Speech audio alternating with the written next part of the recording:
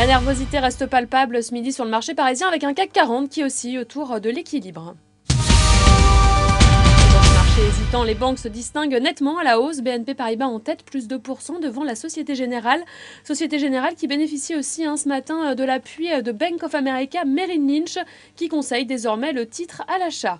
Le marché salue aussi la publication d'Ingenico. Le titre grimpe d'1,7% mais accueille avec plus de prudence celle de Schneider Electric, l'industriel qui a pourtant publié des chiffres meilleurs que prévu au premier trimestre.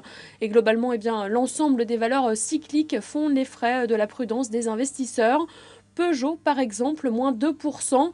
Et après sa chute de 25% depuis le début de l'année, le groupe est désormais la plus petite capitalisation du CAC 40. Vincent Bolloré pourrait bientôt siéger au conseil d'administration de Vivendi. L'homme d'affaires qui possède officiellement 1,1% du capital serait monté ces derniers temps entre 2 et 2,4% d'après la presse économique du jour. Et après la finalisation des ventes de ses chaînes Direct8 et Directstar à Vivendi, il détiendra près de 4% et devrait alors faire son entrée au conseil.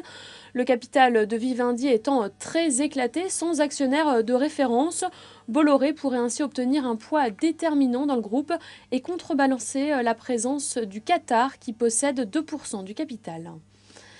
Voilà, c'est la fin de ce flash. Prochain rendez-vous à 18h pour le point hebdomadaire.